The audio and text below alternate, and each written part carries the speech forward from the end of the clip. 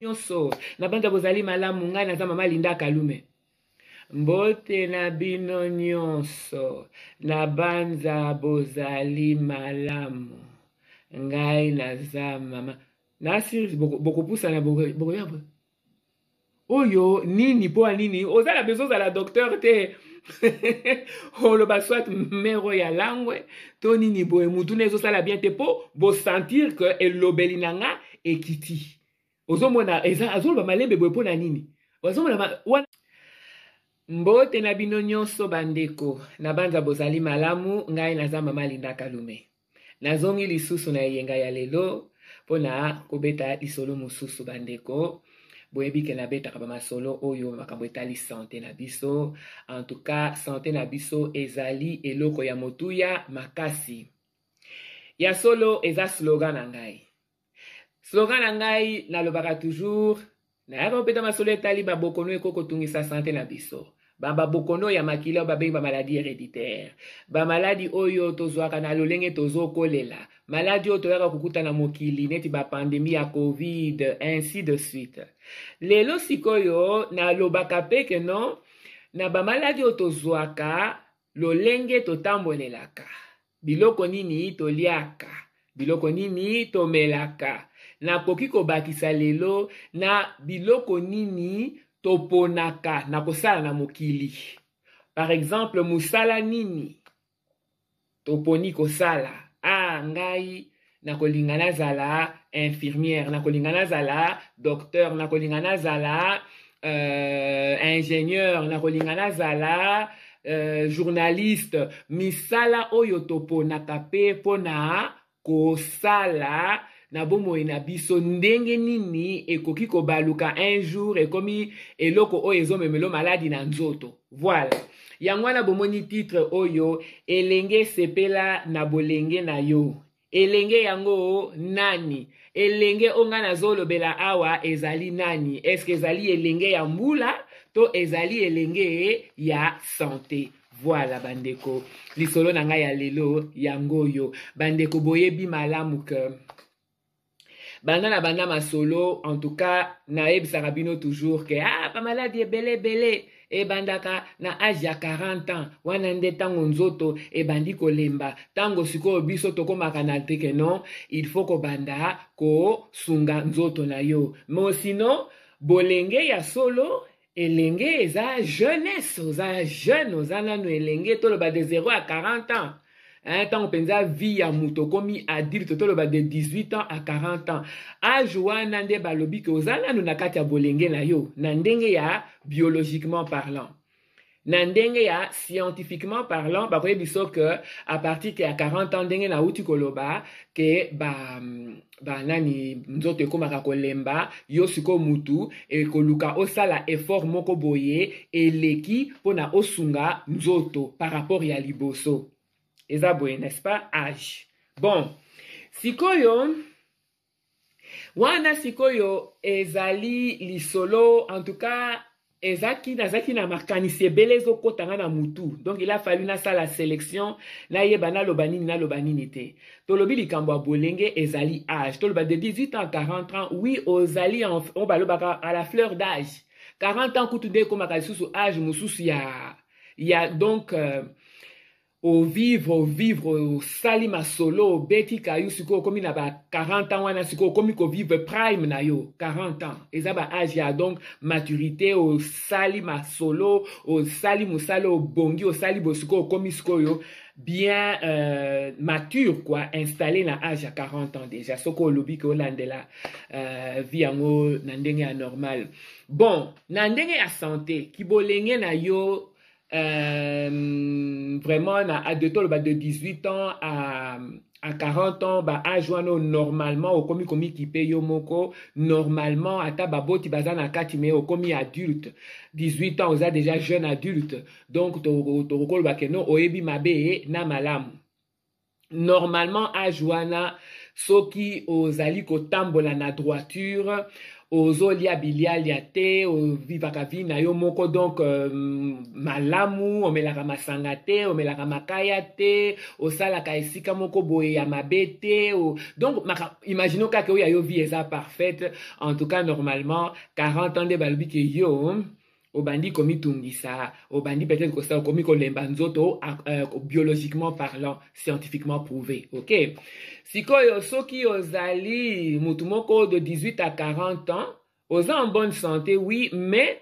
oza na histoire na famille oza na histoire ya famille ya hérédité maladie ya makila ndenge na utaka ndenge na expliquaka tout le temps babokono toza nango na babokono ya libota boza na gene moko boye na kati ya makila na bino oyo epanzanaka famille mobimba exemple mama azalaka na cancer ya libele bilenge basi ya famille nyonso tu wana il faut botala soki bokoki kozala nango wana okozela 40 ans te normalement soki ozali na histoire na kati ya famille na bino wana okozela 40 ans te po jeune wana normalement bakosaliso bateste okosalisa bateste oyeba par exemple soki oza na gene wana ya cancer na kati na yo to soki oza nango wana elenge mwasi ata bana mibale surtout mpo na mabele na basi na mibali n'est-ce pas alors sikoyo wana sikoyo okozela 40 ans te okokozala ta oza en bonne santé mais oyebisi monganga noyebi ke na kati ya libota na ngai mama na biso abela boye na kati ya libota na ngai papa na biso abela prostate par exemple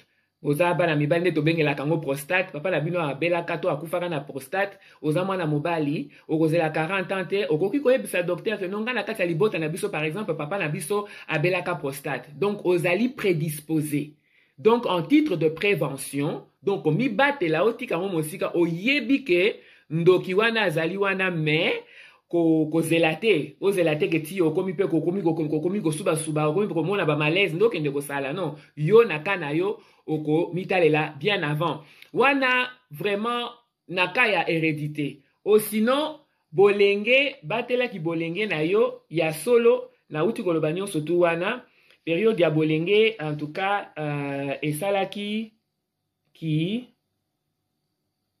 voilà qu'est-ce que j'ai écrit ici. Je ne sais même pas lire ma propre écriture. Voilà.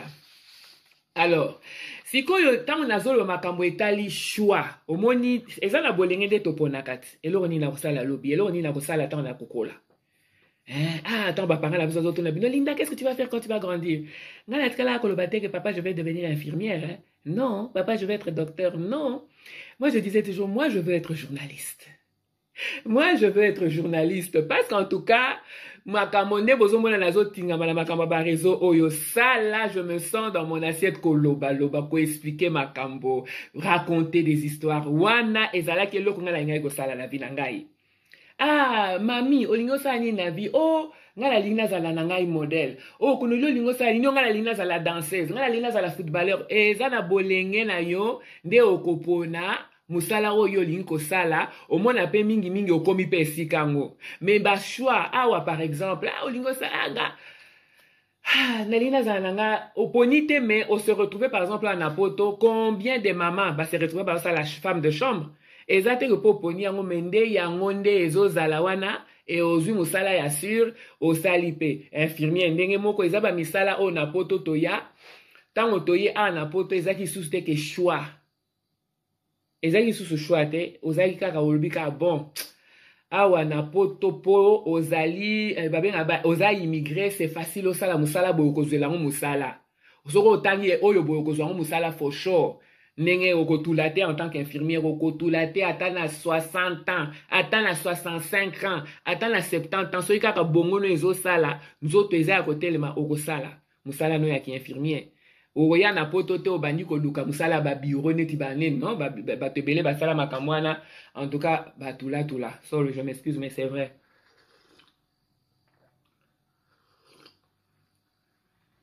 sikoyo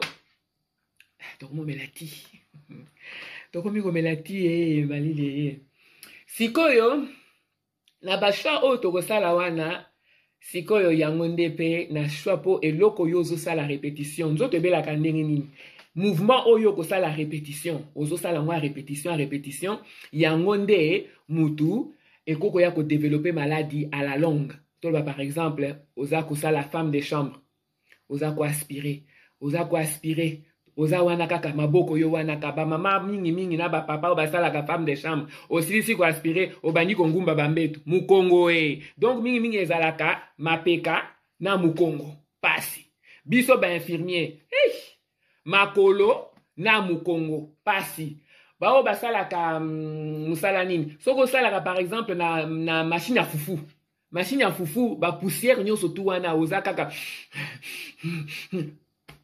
ba poumon ba maladie respiratoire ezwaka donc malade nani musala oyo kopona yango pe mutu ozo risqué pas tout le monde mozo risqué soko zali na unfortunate oza na malchance wana okoki kokweya topesa exemple par exemple ya bato oyo bayebana na mokili na biso ya mokili na biso na banda nanu na musala neti musala neti ya boxe toyebi bien toyebi par exemple boxeur oyo Mohamed Ali aza boxeur moko ayebanaki makasi akufaki na 2016 nabosanaka te mpo akufaki mbula moko na papa na ngai abota biso Mohamed Ali akufaki me azaki diagnostiqué na Parkinson na âge ya 42 ans si je me rappelle bien na âge ya 42 ans Mohamed Ali a été diagnostiqué na maladie à Parkinson. Maladie à Parkinson, eza maladie moko etouchaka, eza système nerveux au kitisi production ya dopamine.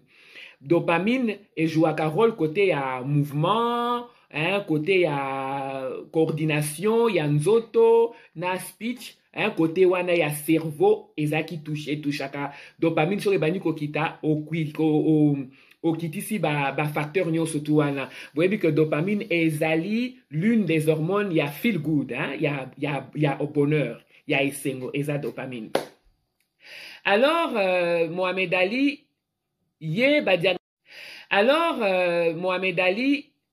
diagnostica qui est na Parkinson en 1984, je crois, mais déjà bazai komona déjà bilembo ya Parkinson na ba fin des années 70 na ba remarkaka ngo na ba discours asalaka bamoni déjà ebandaki na elobeli na ye komi malembe neti nga mama Linda bondenge na ye mbote na bino nyonso na banda bozali malamu ngai naza mama Linda Kalume mbote na bino nyonso na banza bozali malamu ngai naza mama nasi bokopusana bokoyabwe oyo nini po nini ozala besoin za la docteur te oloba soit mero ya langwe to nini boye mutu nezosala bien te po bo sentir que elobeli nanga ekiti ozomona azoloba malembe boye po na nini ozomona wana komi na likambo na mutu te ata mutu aza docteur te infirmier te okocomprendre ke mero yo mutu na ye esimbi te bon eloko andenge wana Mohamed Ali déjà à partir des années fin septembre basi monaki ralentissement na ye na elobeli na ye mais abundaka lisusu na 1981. Oui, son dernier match était en 1981, combat na ye. Abunda en 1981. Donc, tant abundaka dernier combat na ye, azalaki déjà lampo déjà, azalaki ko manifesté, signe ya Parkinson, azalaki diagnostiqué en 1984, 3 ans après. Bozoyoka, âge à 42 ans, déjà, fin des années 70, donc il avait 38 ans. Donc, dans sa trentaine déjà, bongo na ye, balobi Parkinson wana so ezaki ba makofi azali kozwa na mutu na kawo ya ye etushaki ye bongo eza siko na ka mususu awa par rapport toujours ya misala toponaka bon c'est yebani bien que okoki kopekisa mutu te mais misala toponaka awa na Angleterre par exemple ezali na rugby bayebi rugby est un sport moko très violent physiquement très violent. Alors ils ont parmi les sports moko top en Angleterre, en UK. Alors ezali bamoni balobi que non sport wana ezali associé na maladie à démence. Ba diagnostiquer un jeune joueur d'âge à 41 ans s'il vous plaît. 41 ans démence. Vous voyez, il y a démence. obungisi makanisi na yo. Otali mwasi na yo boy komone Virginie. Oyo nani, ozo yebe lisusu te. C'est ça la démence. C'est ça la démence, makanisi no bungi si ozo yebe lisusu bato zalaka na bango te. À 41 ans s'il vous plaît. Et ça, ma maladie moko, soko za na séquelle te, po, hein, et ça quand même la ba facteur mosusu. Et ça qui favorisant et koko sala ke mutu a développé des wana avant 60 ans par exemple, soko sala accident la mutu, ozwa AVC, blom kwandongana, et ça ba facteur favorisant. Mais au sinon boye, démence c'est une maladie moko penza et yaka souvent au moins après 65 ans. Après 65 ans. OK? Talaka kana 41 ans et baza ko associé ngo na rugby. Mususu ezali o babengi motor neuron disease. Motor donc mouvement, neurone les nerfs. Donc motor donc mouvement, donc motor neuron disease ezali maladie moko ezwaka batu de 60 ans à 70 ans mais ba associé ngo na rugby. Associé on a rugby, diagnostiqué génome il y a 31 ans s'il vous plaît, 31 ans na maladie à motor neuron disease. Donc motor neuron disease au moins kaka au komi na inhabilité ya ko sala ba mouvement ata ko kanga e ko kanga loko bopote le mato simba okokate ata ko simba cap boyne na zo simba kopo nanga ya tiboye okokate ozo kwesa biloko malembe bien sûr. Mouvement na yo kotambola no ekomi kokita avec le temps maboko no ekondi makolo no ekondi okoka kotambola te okomi kosalela fauteuil roulant. Le choix ya misala oyo yo okoki koluka osala na vie na yo. Voilà. Mais bon, vraiment na lobi wana et puis na kene na suka na komaki nini. Bon, na eloko wana eza nango vraiment ndenge nini yo kopekisa mutu asala musala oyo alingi te. Vraiment awa penza na kosuka kaka en quai de cheval. Ndenge nini yo kopekisa mutu oloba mutu alingi akoma footballeur o boya. Ozomona omoni par exemple eloko na kokoloba eza check-up médical. Check-up médical donc comment on dit revue batala na monganga bayeba. Ozana ni musala ni nyoko sala aussi c'est très important parce que ba boxeur nyo surtout te doit se retrouver na ba Parkinson. Hein pona wana penza peut-être que yé ba beta e makofi côté wana o etali côté à mouvement mingi. Oya ba démence obone ba bundaka ba balaka ba protéger mitu na bango mais il y a trop de contact physique. Tala ba to rugby ne bazaka costaud. Bazaka costaud makasi. Sikoyo okopekisa mutu asala musala oya lingi ndenge nini. Côté mususu ça va, côté mususu ça ne va pas. Boebi, jeune homme ya congolais, il a perdu, il avait presque perdu sa vie na terrain à football, hein. Aza congolais, congolais na bosana, mais moi la mobile wana temps basala ki ba examen, ba mona ko beta football te, akoki ko beta sport moko ya makasi te, pona nini, pona état de santé na ye motema na ye ezalaki na eta wana te po ba condition cardiaque ba o ba banana ngai na 2019 boye bien que na beta ba masolo ebele o etali baka mususu que non yo ata oza boyoko ko sala eloko boyete et siko eloko nini sala ke batu ba kende quand même po ba yebite ozomona. Alors c'est très important quand même, c'est très important pour ngai na se rappellera toujours tant on azaka na 18 ans papa na biso en tout cas ayebisaka nga likambo moko ya makambo ya santé na kati ya libota na biso na âge ya 18 ans. En tout cas papa tango abetelanga lisolo wana nayokaka somo makasi. Tango na ye na poto awa des années après tango na ye na poto tango nazalaki stable nakendaki kotuna baminganga. Donc c'est elingi kolobaka ke tango oza mwana moke oza jeune tango tozo loba elenge nini yango penza kovanda baza ebele te. Lisolo yo soki totali bien na beti yango po na solo laki na elenge moko. Moi mbali wana en tout cas abengi à partir à Kinshasa na ko sabino taza mwana ya na ko koloba mingi te aza mwana ya. Lisolo etungisaki mingi eza lisolo o na beti ya ndenge nini milango ekoboma yo. Il est tombé sur cette histoire-là. abengi en tout cas abengi la WhatsApp abengi finalement na eko décrocher et to sololi na ye na sepelaki mingi komona ke na sololi na elenge po bilenge en tout cas baza ntango oza na 18 ans 22 ans ozosala vie na yo okipe makambo ya santé bazobeta nini hypertension nini yango naza nano elenge mais en tout cas soki otali bien équipé agité vraiment awa conseil nakoloba kaka soki biso nyonso tu kokipe agité de 0, donc de 18 ans, pour les jeunes adultes et les adultes, de 18 ans, 100 ans. Toyebi que non, koyeba ebele sur la santé. Koyeba ebele sur la symptôme na bilembo santé nzoto no ezanini. Naza sur makambo ebele koko za la prévenu.